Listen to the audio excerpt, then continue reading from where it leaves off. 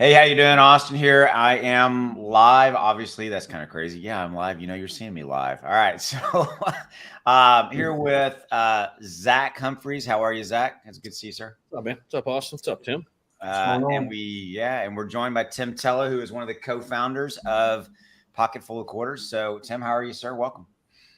Good, man. Appreciate you guys having me. Well, this is going to be a fun discussion. I love that we've got some ideas for some different stuff to talk about. So we're going to get into that. We're going to get a few people come in real quick. So when you come in, please, there's a little bit of a delay. Drop in the comments. Let me know. Kind of audio, video checker. Let me know everything's fine. So, Tim, again, thanks for taking the time, dude, to come spend some time with us. So Zach and I have both come on board. We're officially definitely ambassadors for POQ, for Pocketful Quarters. You're one of the coolest companies, and dealing with just working with your company has just been, your team's amazing. So it's been really cool to start working with your company. So. I appreciate that. Yeah, we worked really hard to find the right people to fit in, not just plug in people to have a seat.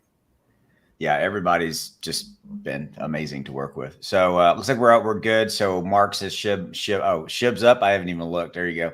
So and we got hello. So it's like audio check again, guys. Let me know if everything's good. So there we go. I got to figure out a way to get where it covers up Zach's face. Like if we have something that comes across like that.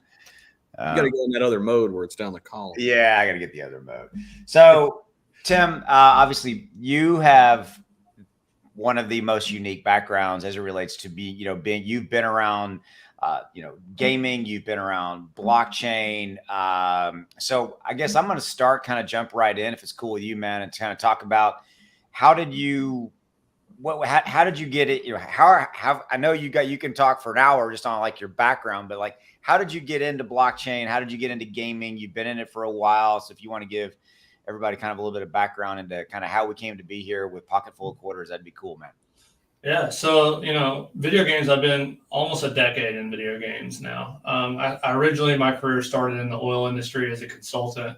And my wife is, a social media influencer at the time. She wanted to move to LA about a decade ago. And I just really didn't know what I was going to do in LA, right? I was like, I'm a sales guy, I'm an oil guy. Like, there's no oil in LA, babe. I can't go to LA. And she was like, no, we're going to LA. If you want to be with me, we're going to LA. So we went to LA. And then she became one of the first like social media managers and influencer managers and won a Webby Award.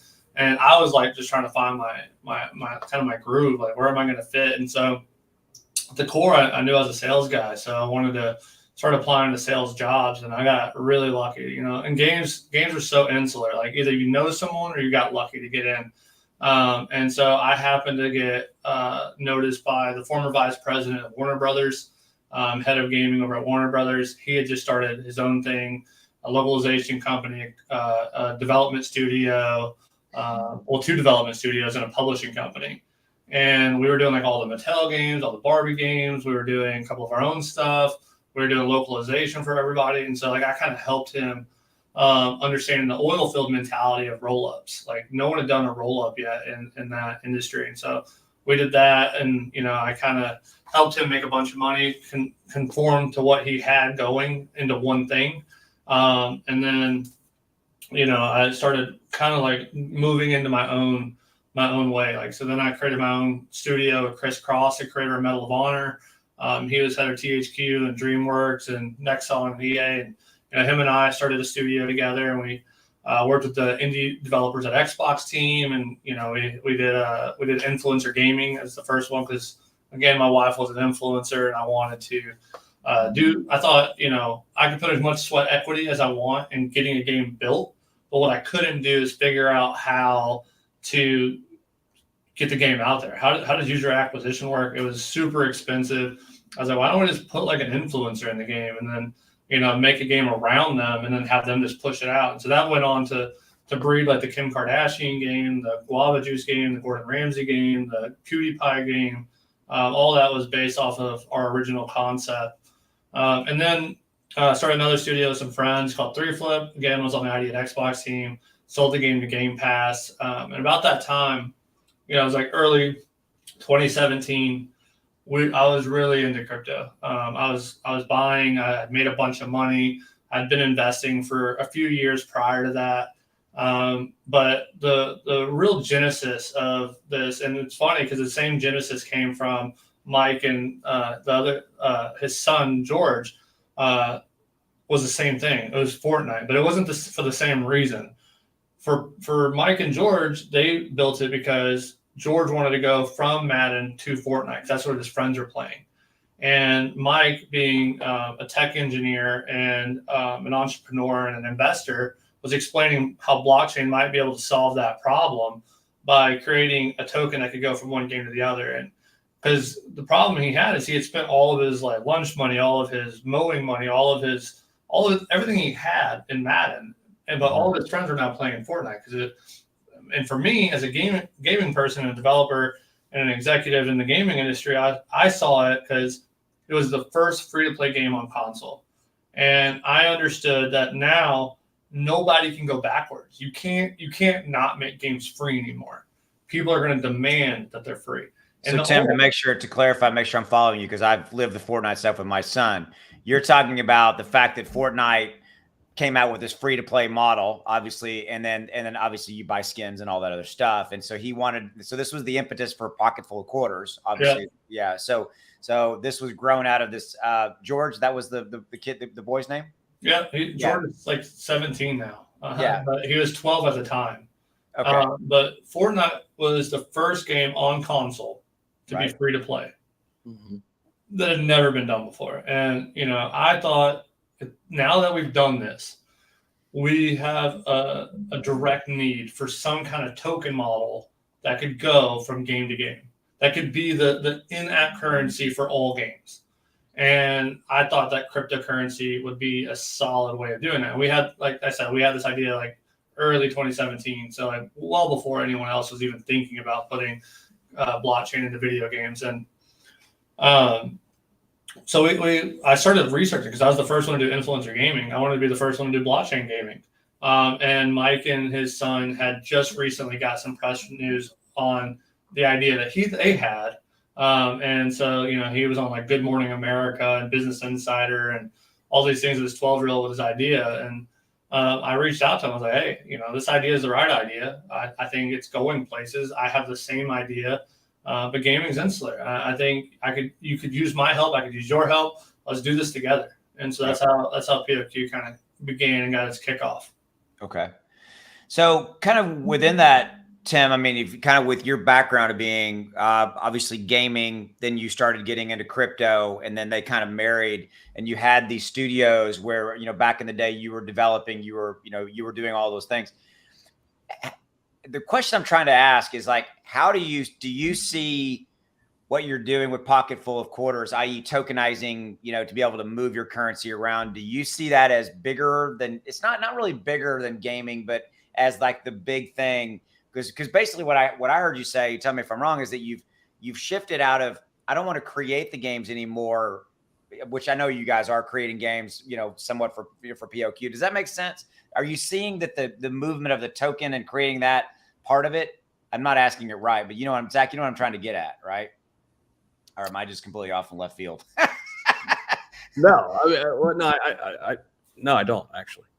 I'm trying to basically, Tim, I'm asking like, I know why you came up with Pocketful of Quarters. I know why it's there. What I'm asking is that like you had this really long background of being a true core developer. You were doing all that, right? And I know that, yes, you're developing games, you're partnering with games with Pocketful of Quarters. But I'm really trying to look at how the idea of what Pocketful of Quarters is doing.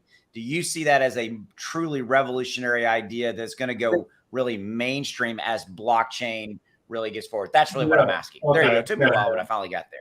Yeah. So I think it is. So we've had this this shift in video games over the years and how monetization works, right? So we started out with premium games. Well, really, we started out with quarters in the arcade, right? Go to the quarters, pump them in, and it was the games back then were how long can you last? How long can you live when and the monetization was pretty messed up because they were designed to kill you very quickly. If you couldn't grab the pattern, you'd sit and pump quarters all day. Well, and then we had consoles, right? Nolan Bushnell and Atari and those guys coming in and making it accessible from your home. And then it was a premium model, right? You bought the cartridge played. You could play as much as you wanted. You could download or you can unlock special things, or sometimes everything was open to you, right? And then we moved into the next phase of like free to play on mobile. Then we had freemium, which was like you had a premium product inside of the free to play game. Mm-hmm. And then we had like what I said was going to be a failure from the beginning, like Apple Arcade and Stadia, where you could pay a subscription fee and have as much access to these games as you want. And then, so that was the wrong direction. But then what we noticed is that walls were really the biggest problem within video games. You would hit paywalls, and that was where retention died. That was where players stopped playing. There was too much blockage in your mind. Like you might get to a paywall and you might go past it the first time. The second time, the chances of you going past it are less and less likely. The third time, less and less likely. And so we got into this point where we were whale hunting. We were trying to figure out who could we make games, how could we make them more addictive, and how can we get you to pay as much money early on? That way we didn't have to monetize you again. And then 2% of players actually monetize in a video game because of this. That's crazy to think about. 2% control an industry that's bigger than music and movies combined and tripled. 2%. Wow. And if you look at Roblox, which is like a mega app with hundreds of games, but the lifeblood of Roblox is Robux. Now, Robux is accepted in all those games. It's a giant arcade, right? The problem with Roblox is it's confined to one app, one server that can't have any mobility outside of that server, and it confines the game developers to have to build within the physics and art requirements of Roblox. And that's why you don't see AAAs or big game developers building on Roblox, because the games aren't beautiful enough. They don't have the physics. They don't have the tooling. They don't have the things that they need to make the games that they want to make. You wouldn't tell a sculptor to go paint you a painting. That doesn't make any sense. Right. So why would you tell them this is your tool? This is the only one you got. Use it. Quarters is Roblox decentralized. It's the ability to take tokens and put them into Unity, into Unreal, into PlayFab, into Lumberyard, and the world is your oyster. You can build whatever game you want and still have the dynamics of Roblox. Now, that dynamics of Roblox, remember, 2% controlled that industry, but in Roblox, 50% pay. And of that 50%, their margins are crazy. For 7 years in a row, Roblox doubled their volume. They went to a $50 billion market cap from literally nothing in 7 years. And it was all because of a catalyst moment where they switched from a 2-token model down to 1. And then they started letting people build out games. And then they realized we're an arcade. Now they're in a new conundrum. How do we get better games? Because better games will attract an older audience. And they just haven't been able to do that because they have and if you look at their white paper, they're very much confined to that app. And they make a very strong statement: we will never come off of our app. Well, so others are following that model. Fortnite is creating a super app, right? Now you could play Rocket League within Fortnite because they bought Psyonix. You could go to a concert inside of Fortnite. Well, that is cool, and it does extend by reducing walls, right? You're able to go from this place to that place to that place because now V-Bucks are accepted at this concert that they're throwing inside of Fortnite, and V-Bucks are accepted inside of Rocket League because it's inside of Fortnite, right? Yep.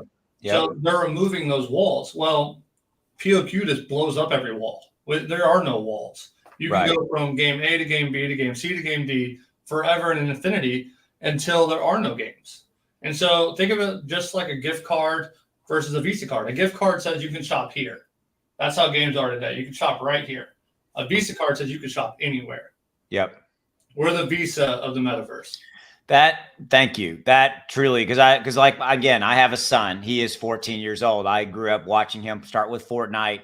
I grew up, and this he played the Rocket League. He played all these, but I watched him get bored with Fortnite. and then go away from it. And then Fortnite would lure him back with the next season pass and all this kind of stuff. And I don't even want to know how much you spent. We have spent in V-Bucks and things of that nature. But that really, your Visa analogy, that was it. I was trying to get my brain around, Tim, what you just clarified, because that really is an interesting point, that, there is no walls with quarters, right? There is no walls. You go, it's Visa. You go wherever you want. Yeah. Go wherever you want, play what you want to play. We do understand, and we believe that not every game company is going to use quarters in their game, right? But we have a white label solution for that. So maybe EA wants their own side chain. They want their own ZK. So no one could see what's happening, but they could see like a ticks on the transaction wall of the blockchain. They want all the Madden games connected. They want all the FIFA games connected, or they want, all the EA Sports games. We can do that. That's not a problem. But what you got to think about is also another good analogy I like to talk about is, if you think about Europe and what happened with Greece, right? Greece was literally bankrupt. They were losing all their money. And then all of a sudden, the European Union came together. They got rid of all the currencies and they created the euro. And then the euro on a GDP level was up to the same GDP as America, the same GDP as China. Instantly, they became economically inclined. They were much better off. They were instantly out of bankruptcy. It's the same thing. If you were to take all these games and consolidate them into a one currency denomination, the value of that currency skyrockets. Mm-hmm. Yeah. Tim, we're obviously like so early, right? And I think some of the narratives, and I want your opinions on this, like some of the narratives you hear out there, like, well, gamers will say, why blockchain? What makes it different? Why should I care, right? Like, why can't I just keep doing what I'm doing? And I think part of that is that education. We were talking a little bit backstage, but could you bring that to light a little bit? Like, what makes it different? Why should gamers who are on the fence, or maybe even that are naysayers right now, why should they care about blockchain gaming? Well, it's because right now they don't know. And I think what they've seen in blockchain gaming, I wouldn't call games, right? I've gotten a little bit of trouble as a speaker at events around the world, like calling out other people that are making blockchain games, basically telling them like, look, you never built a video game in your life. You built a staking protocol with animations. That's not a video game, right? You didn't do anything that grabs my attention. You didn't build anything that was fun. And so that's a problem that these gamers are like, why would I play that? It's garbage. But they don't know what they don't know. And that's their biggest hurdle. Right now, they don't realize that the system that they're in is not designed for their benefit. It's not designed to be player focused. It's not designed. It's designed to get them to open their credit card or their wallet, pull out their credit card and put a number in. Right? It's designed to make it very easy to click and pay for something. And that's not advantageous for them. And then when you're done playing, there's so many, it's so confined that you're paying a tariff every single time you move to a new game, right? People don't understand that. It's a tax of a 100% tax to move from game A to game B as of today. And they don't look at it that way because their mindset doesn't think of it that way. Yeah, but blockchain, and I was saying this offline to you guys, and it kind of really makes a lot of sense to me. Blockchain is the same thing as Henry Ford's assembly line, right? What Henry Ford did for manufacturing and the evolution of that to assembly line is the same as blockchain. We're moving from these confined servers to these parallel lines. So if you think of like how a conveyor belt works, right, and how assembly line works, if all these tools go to point A and all these tools go to point B and all these tools go to point C, things move faster. They become more efficient. Yeah. Blockchain is the same thing for data and technology as the assembly line was for manufacturing. So now, if you have all these games on the same chain, and you're saying this token goes here, this token goes here, these items go here, these items go here, I want to move from there to there to there to there to there. People have very little, focus on one thing for very long, right? That's why TikTok is so successful. It's like 15 seconds and you're moving on. Yeah. Right? People want to play a game until they don't want to play a game. Yeah. Now, you shouldn't be charged to go from game A to game B because you don't want to play anymore. That should be a moment that you decide and that the game companies have to understand. Make games better and they'll play longer, right? You wouldn't go to a store that you don't want to go to because it's crap, right? You go to the store you want to go to because you like that store. Right. Same thing. You choose where you spend your money. And by adding blockchain into gaming, we're giving them that ability. It is a player first mentality. Yep. So Tim, lots of questions, because I mean, it's so funny. I mean, I'm living this. I have lived this, right? You know, my kid put money over into that game. And you mentioned early on let's talk about the gamer, because Zach, you opened the store with kind of that gamer mentality, right? Yeah. So Tim, the question I have is, what is the event or the thing that is going to happen that is going to change that? Because to me, you have two sides of that coin. You have the publishers, the EAs, and those are the the big ones who want to keep you locked into their world, right, into that game with their pay me for Fortnite, pay me for Madden, what have you. Okay, you understand their side of it. It's just money, and they want to keep you respectively. But then you have the consumers, the players, the gamers, and the parents of the consumers, by the way. Mm-hmm. What's going to happen to change that? Where you see what I'm getting at? Like, what is there going to be an event? What's going to happen? So the video game industry is funny. It's a very monkey see, monkey do industry, right? No one had done free to play on console because no one had done it. Fortnite was the first one. But if you roll back time, I remember a time when no one had a free to play game on Apple either. It was all premium. Now you couldn't imagine downloading a game on your phone and paying for it, right? You would literally just skip it. You're like, that doesn't make any sense. Games are free on phones. Why would I do that, right? And so there's going to be a moment where people and players are going to realize that they don't have to be in this stagnant mode. They don't have to be stuck here. And when they realize that, they're going to start demanding more. So Fortnite was a good example of this. When they created the first free-to-play game, games could not be free, could not charge anymore. So then what happened? Call of Duty was free. Psyonix created, Rocket League was free. All these games became free, and they all had in-app monetization because they couldn't be left behind, but players were forcing them to take that turn. Like now, Assassin's Creed is free. All these games that cost millions and millions of dollars to make are given away for free. Mm-hmm. And what's going to happen is players are going to start realizing that it's very easy for a token model for EA to have their own token model and for them to go from Call of Duty last year to Call of Duty today without ever having to spend any extra money. And they're going to start demanding that they do that. It's all about it's all about people basically throwing a fit, like a little bit of a tantrum. And when that tantrum comes, everyone else is going to have to abide because these game companies don't survive without the players.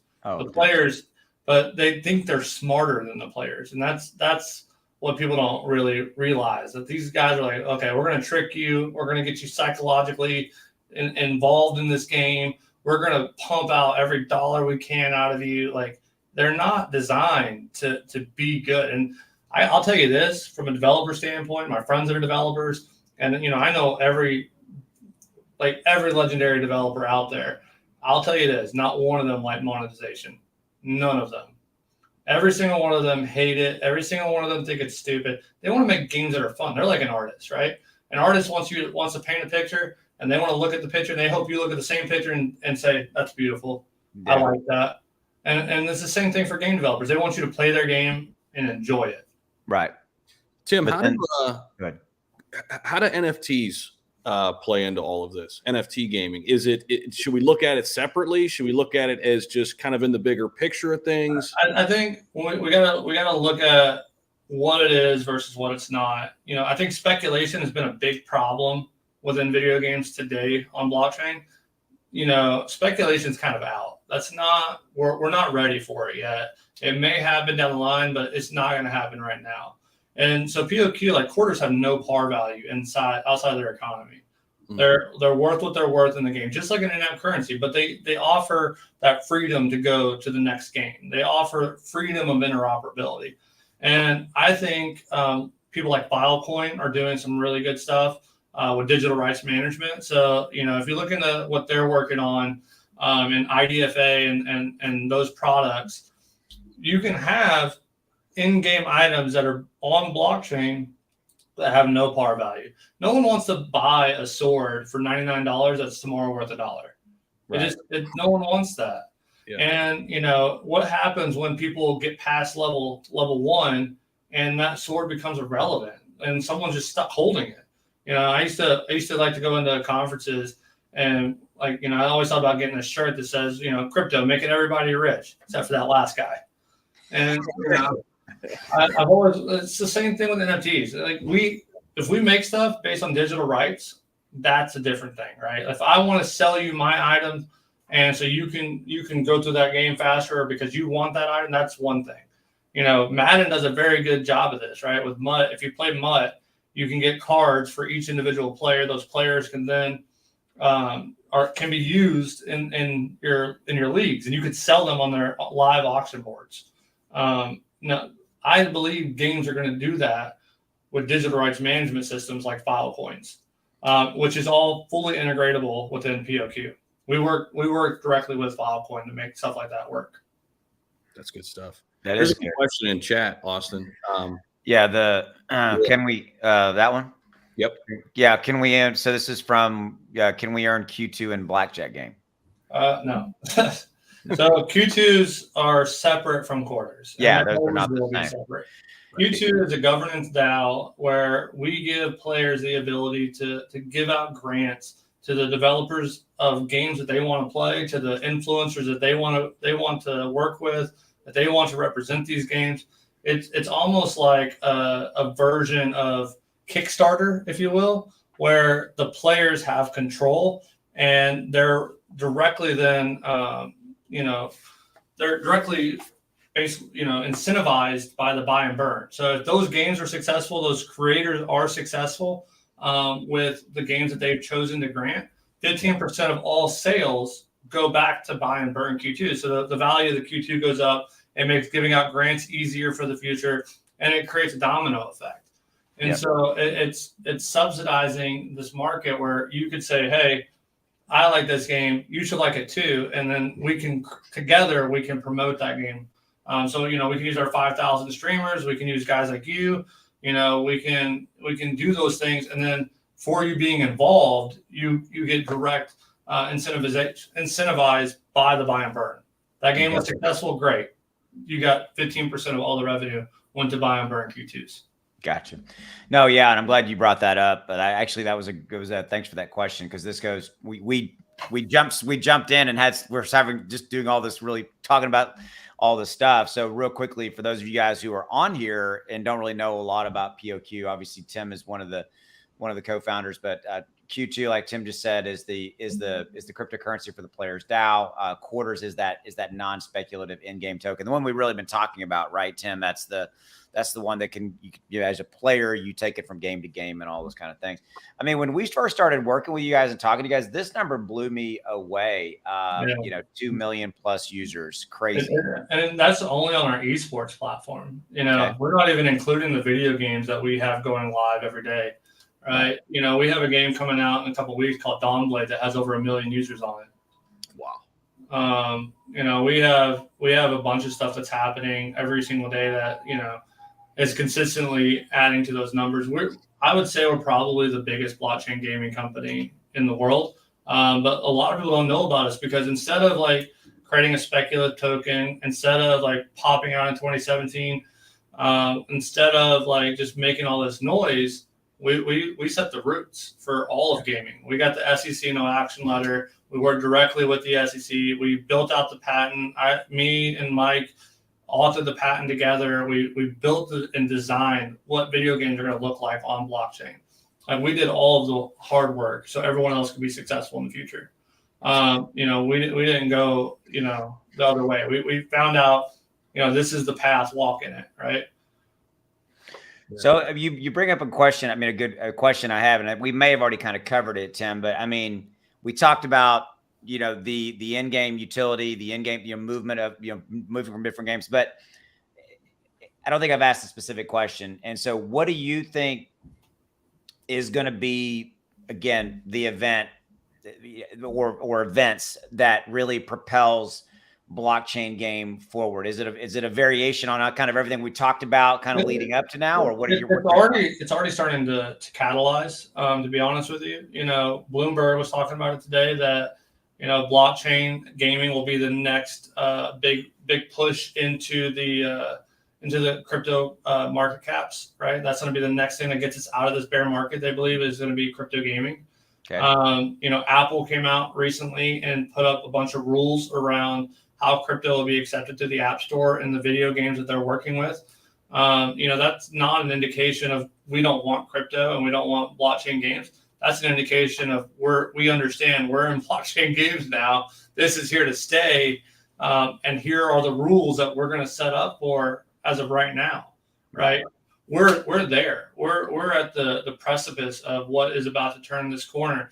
And, I was at Gamescom this year, and the mass audience of Gamescom and all the developers and publishers that I was talking to, speculation was out, but blockchain was in. That is the word around everywhere in gaming. And we're going to see someone hit a big number, a big number coming. We have all these games that have been being worked on for the last 2 or 3 years. They're going to start coming out. Someone's going to hit a massive killer game, and that game's going to catalyze the movement of every other publisher, every other developer coming in. Now, I think Quarters is going to be a big part of that, and POQ is going to be a big part of that, because if you want to sell your games without any breakage, right? If you want to continue distributing on Xbox and PlayStation and Apple and Google, we're the only option you got. Like, you can't do anything else because we're the only ones that are approved by the SEC. We're the only ones that are not a cryptocurrency, the only ones that can abide by all the rules, but you still get the full access and the full interoperability of blockchain with none of the stigma of speculation. Wow, that's interesting. I think you're right. The Apple thing, I think we were talking about it, behind stage. I think some people we're viewing that as a negative. It's not. It's simply they're saying this is the rules and this is kind of how it is. It's kind of like similar to Zach, you and I talk about it all the time. Regulation in crypto, regulation's coming, and that's a good thing at the end of the day. Yeah. So, Tim, we got a super chat here, so I'm going to bring it up. This is Junior. He's on a lot of live streams. He says, does Russia or China have an impact? It's interesting from a gaming standpoint. Curious your thought. When can we buy XRP on any platform? Well, this is not an XRP, but I'm sure Tim's got an opinion too. Tim, if you also want to tell the people where you got some of those levels, we were talking about where you got Matic. I mean, that was insane. So if you want to integrate, yeah, that's a whole. So Tim, do you think? Yeah, that was crazy. Do I think China have an impact on blockchain as a whole, or on crypto market? Like what? Yeah, either way you want to take it. I mean, you've been around this block for a while. I know heavy in gaming, but you've been around crypto for a year, and definitely an OG around crypto. So, what do you think about Russia, China, and all that kind of stuff? I think it has less to do with let's look at it this way. China has had issues containing their people from outside information for years, right? And those people have become very, very good at using VPNs and different things to negate the government and do what they want to do. China's economy is quickly becoming worse and worse. They've tied themselves to our real estate market, and a lot of people don't look at it the way I do, but it's probably probably kind of a bad way to look at it in terms of optimism. But when the stock market goes down, crypto has the ability to go up, and it's because there's outside pressures. People don't trust government. People don't trust the NASDAQ. They don't trust stocks, and crypto is at that form of decentralization where they feel like, okay, if that's this is the opposite of that. And I don't know if that's so true, but that's kind of that view that people have had. And so if China's economy were to go down, I would think that would be a major influx for the crypto market. Southeast Asia is absolutely the biggest supporter of blockchain in the world. And most of those people hate China. So, you go to Korea, you go anywhere else, and, China is the big bad enemy, right? It's the Death Star to everybody else. And so, I think I don't see them having a huge impact. I think if China's economy were to tank, it would probably be a benefit overall to the blockchain and crypto markets. Brad at XRP has been doing some crazy stuff his entire career. I don't know if y'all know this. Mike went to school at Brad Garlinghouse and Amin Sire at Princeton. He knows them very well. I've met them multiple times. I would say XRP has a lot of stigma that the group that love XRP have created. Not all those things are true. Yeah. There's a lot of the government's going to be using XRP and the Federal Reserve is the biggest buyer of XRP. None of those things aren't factual, and people got to be careful about that. Do I think XRP has a lot of utility? I do, but utility now is kind of like that safe word that everyone just says, "Oh, it has utility." Well, my painting has utility too. It utilized itself on the wall, right? I hung it there, and it has utility. So utility can mean a lot of things, and so I think never invest something you can't afford to lose. XRP has had its issues. I'm not going to sit and deliberate if they're a security or an asset. I do think they've played in the gray area a lot of that.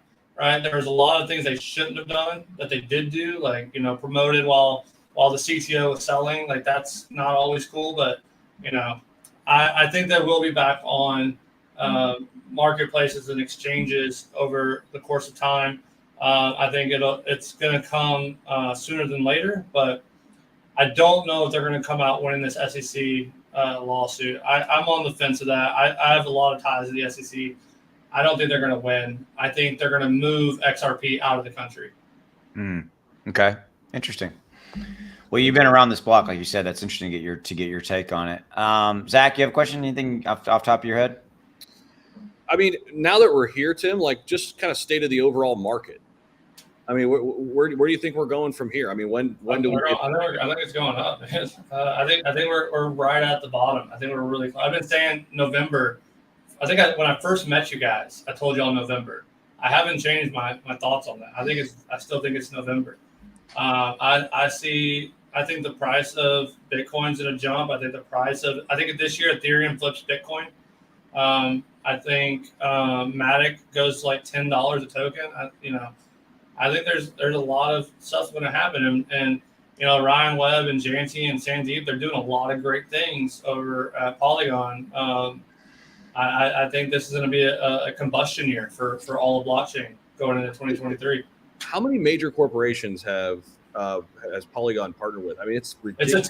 It's a ton. It's crazy. Ryan from his YouTube days, he knows everybody, right? I've known him for a long time, and he knows everybody. And so, I've known Janty since the beginning. A lot of people don't know this, but Polygon was created from POQ.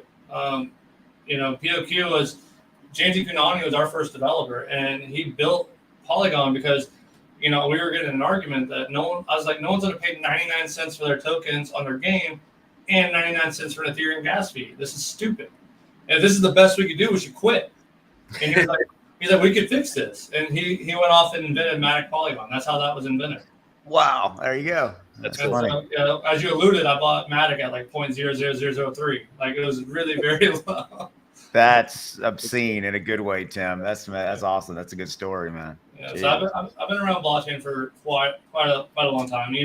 I was laughing at someone. He's like, because I was on stage, we were talking. He's like, I've been in blockchain since like before the NFT craze in 2020. I'm an OG. I was like, oh, what year? He's like, 2019. I started investing. I was like, you're not an OG, dude.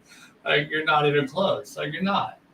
But one day we'll all be OGs because we were all there in the first 10 years. So yeah, definitely. Tim, do you think like with the gaming sector, do you think it eventually consolidates? If so, like how does it going to evolve? Like, are there going to be 3 big players? Of course, POQ being one of those, 5 big players. How does it all play out? And I guess in thinking about that, I've always looked at it from like 2 kind of veins, and I want to get your opinion, see if this is the right way to look at it. You've got these companies kind of building one game, and like that's all their focus, and they've got this crypto that's attached to it. But then you've got companies like yourself, which you guys are building more of an ecosystem, more of like a factory of games, right? So like, how does this all kind of play out? So I wouldn't call us a developer. I would say we're a functionality.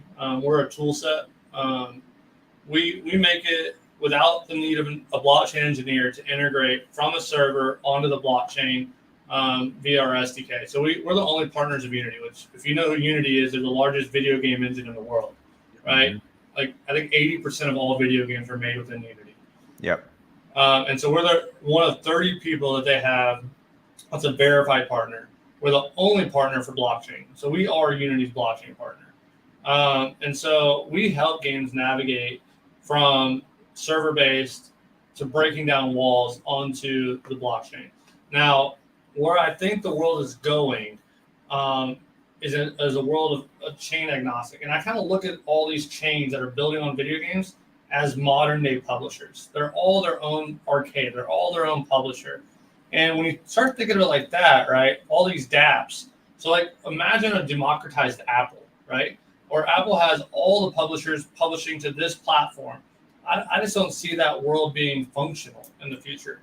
Now, again, going back to that parallel line, what is blockchain and that conveyor belt? Well, each of those chains are their own arcade. They're their own publisher of sorts, right? Even though that they might have 10 micro publishers, or they might have EA, or they might have, and I don't even know if they'll have EA, but like, because EA will probably have use a Supernode or a Supernet and jump off of Polygon onto the Edge product, use a ZK, and have their own roll up entirely, right? And so they're creating their own parallel.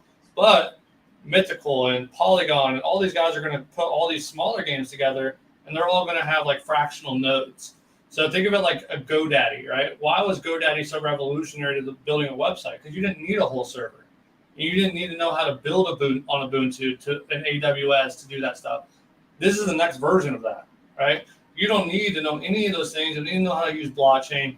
All you need to know is, by connecting to this chain, you get access to all these players through all these other games, and there's a multiplier effect. That's where we're going. That makes sense. So if you really like to think about chains like, from the speculation point, that's the wrong way to look at it. Look at them from a technical point of view. Who's going to win this game of getting the most dApps, the most games, and the most users? Because that's the chain that's going to make the most money. But that doesn't mean that the next chain will fail.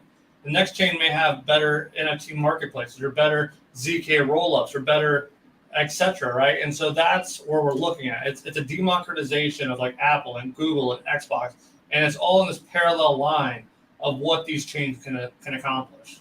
Yeah, that's awesome. Yeah, I'm learning a ton, man. Hopefully everybody else out there is too. I'm gonna have to go back and watch this, because it's like getting a PhD in some of this stuff. So it's cool, right. Man. That's good stuff, Tim. So do you think, like chains, do you think that it doesn't even really matter? To your point, they're all going to be different chains, like to your point, like the NFT versus, they're all just like they are now. I mean, you have Cardano, you have Ethereum, you have, all these different things. Right now they're all being bet on by speculation. And that's the wrong, and Polygon's done a very good job to say, like, we don't want you to bet on us based by speculation. We want you to bet on us because we have Starbucks. We want you to bet on us because we have this. And they're doing a really good job of that, right? They understand that their chain is a parallel to connect all this data of every single one of these groups together, right? They're going to be, it's going to change everything. Everything's going to be 10 years from now. We're not looking at the same world. Apple will not be the largest company in the world in 10 years. Does Polygon have any real competitors right now in terms of what they're doing? Mean, in terms of technology, they do. In terms of grit and just solid business development work, no. Like their BD team is by far the best. Kendra and Irv and those guys that are building their game sector top notch. What they've done, and going out and getting like Ryan Webb to be like their figurehead. He was the figurehead at YouTube. Look what he did at YouTube. Like, everyone that came to YouTube was because of Ryan Webb. Like, he is prolific at being that guy. Like, you want to look at something pretty? Look at me. I'm pretty. Like, he's good at it. They were smart about it, right? But like Avalanche has this like VCR versus Betamax, right? On a technology standard, Avalanche is right there, if not better than Polygon. But on a BD and marketing perspective, they're not even close. VCR was inferior to the technology of Betamax. The VCR had better business development and salespeople and much better marketing. and you don't know anyone that ever owned a Betamax. We all owned a VCR. Again, Zach's too young to understand that analogy. I lived it. I know VCR. I think, Zach, you're about my age, right? I know. He's 30. You're how old? 32. I'm 33. Yeah, y'all are puppies. Y'all are babies. Y'all are babies. Popping VCRs, man. Yeah, we had the whole stack of the Disney movies, man. Yeah. Dude, I still have them. My Yeah. mom still has them in a case. She says they're worth millions. I was like, okay, Mom. Tim, my dad was the guy who went out and bought a Betamax machine because it was a superior technology, right? Yeah. And then obviously, again, Blockbuster and all that stuff, you couldn't rent or find tapes for the damn thing. And so meanwhile, he had a VHS machine sitting on top of the Betamax machine, and we would watch VHS on that. I mean, you had a Betamax cooler for years. Exactly. Betamax fan. Yeah, but that's a really good analogy, man. And I mean that again, that it's technology is parallel, it's the same, and then but it's about the grit and the marketing. Yeah, a lot of these technologies are really strong, right? And at least for what we know is capable of blockchain today, they're very good. But they're kind of like China. Everyone's copying everyone. Everyone's doing the same thing as everyone. And if you go and talk to one lead engineer versus another lead engineer, they're talking about the same thing. Why did everyone have a ZK at the same time? Why did everyone come out with side chains at the same time? Right. Why did everyone come up with fractional nodes at the same time? There's nothing changing in how they're innovating. What's different is who has the best business development team, who's doing the best marketing, who's bringing the right tool sets onto their chain. So, we're chain agnostic. We work with all these guys. Yeah. And pointing to one versus the other, there's really not a way to dignify that. Like, maybe like when we talk to a game, like what chain should we go to? Like, well, it comes down to a lot of different factors, but what is this chain going to offer you in a grant? Or are they going to offer you in marketing support? Or are they going to offer you, what tool sets do they have? What NFT marketplaces they have? What makes your life easier? And then you got to go to that. And, Polygon has done a good job. Some of these smaller chains, like that haven't really came out yet, like, Mystic and Miria, they're doing a lot of stuff. They're giving out big grants. XRP is doing a lot to get into games now. They're doing a lot to get into NFTs. I know my friend Ragsy just signed a deal with them to do a one-off series of her NFT collections. There's a lot of everyone's trying to get on this bandwagon of cultivating content, and because content right now is king. And if you have the right content, you're going to win. Tim, one of those chains that was listed on the slideshow that Austin had up was Clayton. I don't know much about what they do. What makes them unique? Yeah, so Clayton is basically a Polygon, Avalanche. They're very similar in what they all do. Clayton is just it's owned by Kakao, which is the second largest company in Korea. So one of the things that Clayton has that no one else has, they have a $59 billion cash reserve, not a token reserve, $59 billion in cash reserves from Kakao. So, I think that we're going to see a world where Apple or Microsoft probably go out and buy Polygon or Binance and those chains are going to get a big war chest. And that's when things are going to go bananas. And it might be Apple because their models, like they sit on cash. Like how much, and like Microsoft, they go buy companies. Apple, I mean, how much cash do they just sit on? They don't buy anything. I think you go further than that. AT&T, Verizon, if you get a mobile company to come in and give you an investment or to acquire you, you're talking about stupid money. Like they have so much money to throw at things, they don't even care. Like the amount of money it costs for your cell phone to work versus what you pay for it is like 99% different. But Tim, where do you, that's a really good question. Where do you, I mean, I know that money will come from different directions. Yes, Apple may go buy Matic as an example, but So do you think it's going to come from the mobile sector first, or, or is it really, does it really even matter at the end of the day? I don't think it really matters, but I think mobile is the first version of this that really takes off, because it's just so much easier to do on mobile as of right now. Now, when we talk about blockchain in terms like mobile, that doesn't, if Apple were to buy a company, right, even though that's mobile, they'd get all their apps on the one distribution platform, but then they would also get Safari on blockchain. Right now they're competing with Brave. They would get all of your apps on your MacBook, all on blockchain. Everything would be an NFT. It'd be very hard to, I'm kind of a hacker, right? I build my computers and I'll hack them, and I don't like to pay for Microsoft Office, and I don't like to pay for Windows, right? I go into command prompt and I hack it, and that's going to be very hard to do when you have digital rights management systems like NFTs put into place. Everything's going to be copacetic. Wow, dude. So got a question here. Here's Luke. Says, what does Tim think of Gala? I'm assuming Gala Games. So Tim, any thoughts on that? I was a keynote with the president of Gala at South by Southwest. We had a conversation. I'm not big on speculation tokens in video games. I've said that a lot. A lot of these guys haven't really made games. Gala and others have done a lot of stuff where they're taking Unity assets and they're cloning games because they haven't been able to attract the right people. Here's the big problem with video games and blockchain prior to a lot of stuff is you have game people, you have blockchain people, you have very little blockchain game people. Yeah. I am one of the very few that actually are game native and blockchain native.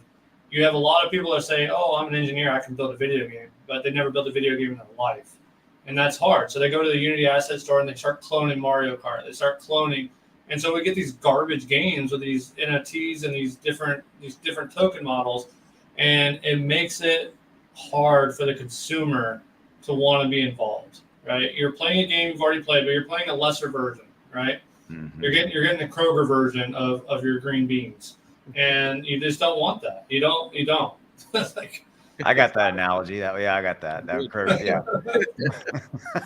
So, I mean, again, you kind of mentioned it earlier, Tim. You think that kind of the pivot moment is when somebody just basically hits a home run with a blockchain game that has playability. It's amazing, all that kind of stuff. That's just how games have been forever, right? Yeah. When FPS came out, the first one that did it took off. When PUBG, right, when Bluehole created PUBG, right, first battle royale, then Fortnite came out, then Valorant came out.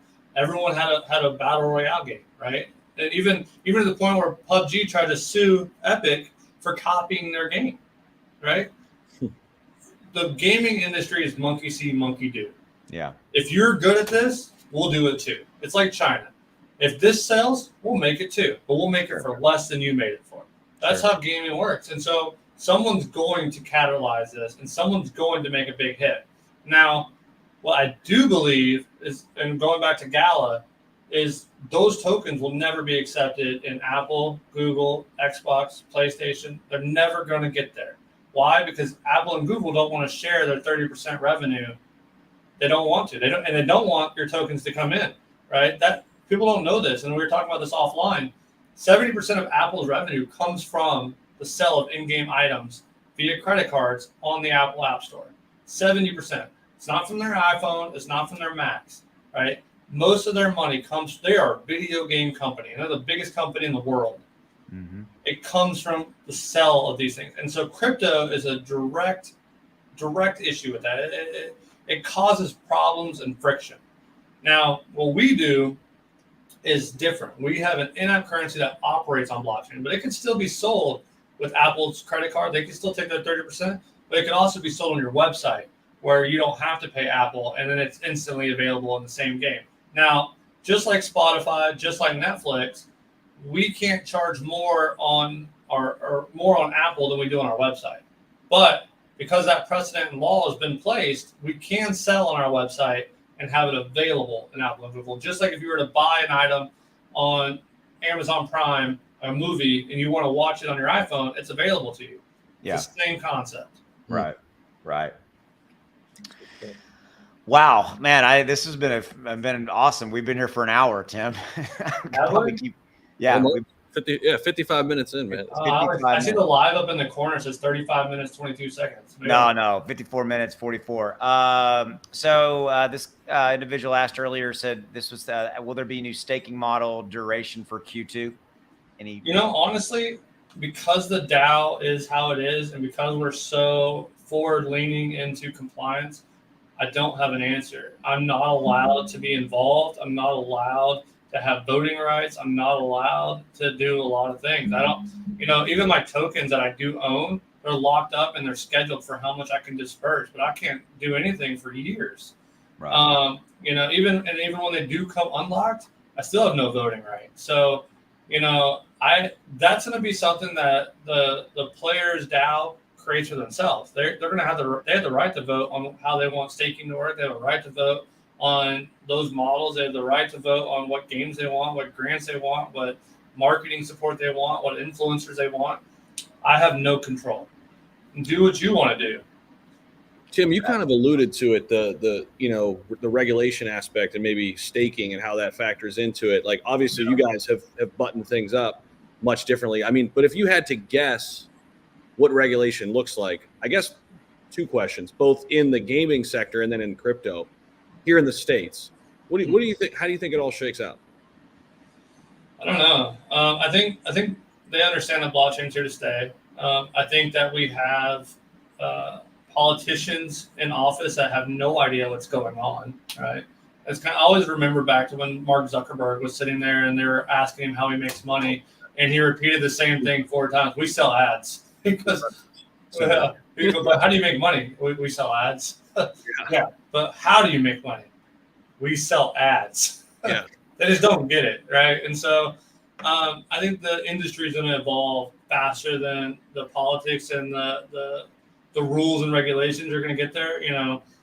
I don't think the SEC's quite figured it out yet. They're relying on companies like ours to kind of help guide the way, to work with them directly. Like, we were an arm's length away with our lawyer, working directly with the SEC to make sure that we were doing things compliant, building this model in a way that they felt was strong.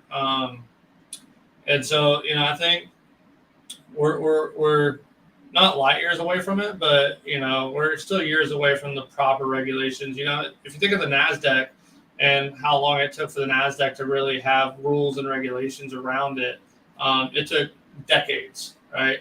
Vanderbilt lost millions of dollars because people were able to wash money.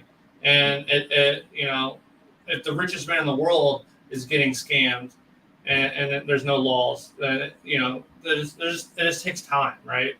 Regulators have to start to understand, and people like us who have the technical savvy to understand how blockchain works have to step up and put ourselves into Congress and Senate and help to educate the world. Here's another question. Why didn't companies do what y'all did with going that route first and going to the SEC and saying, hey, we want to make sure we're buttoned up before we start doing this thing? I think most didn't have the connections, right, to first do that. And then two, in the Wild West, it was much easier to shoot your gun than it was to ask permission first, right? We were in the Wild West of crypto. It was early days. And think about the early days of the internet. Like, everyone was raising hundreds of millions of dollars. They were doing crazy things on crazy ideas. It's the same thing for crypto. The problem with crypto was speculation. Like, the speculative tokens brought the SEC in faster than we expected. Those are the problems that we're facing. But the technology and the tool set around what blockchain can achieve and what it can do for the world, there's no denying that, right? Like, we're running out of memory space, right? We're starting to move server farms into the ocean.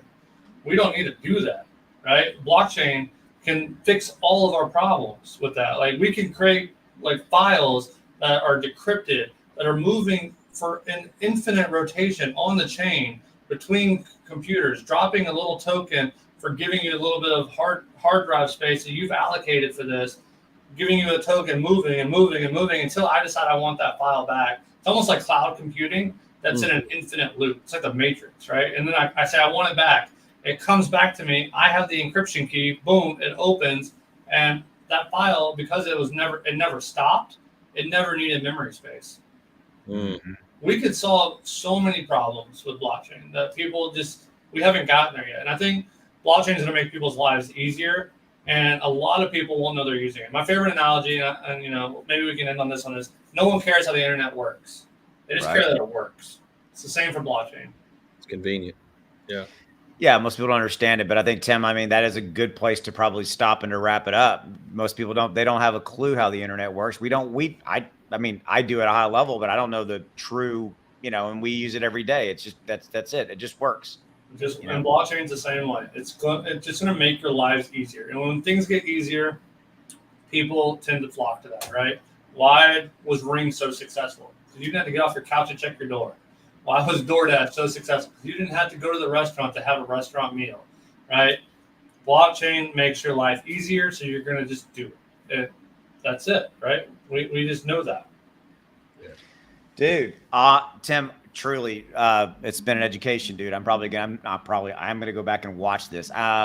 We got the genesis story of how Polygon Matic was formed. That was worth the time right there. So. Yeah, and for everybody out there listening, we're going to do this again, too. I'm going to have an AMA. We'll have it scheduled and post it up there in the coming week or so, probably. So if you just tuned in, make sure you watch the rest of this one, and we'll be doing it again. Tim, awesome, man. I appreciate it. Appreciate it, man. Thanks, guys. All right, guys. Well, we're gonna end on that. So for those of you guys watching on the replay, thanks for your time. And Tim, thank you for your time, sir. Truly been an education. Love it. Of course. Thanks, guys. See you, everybody.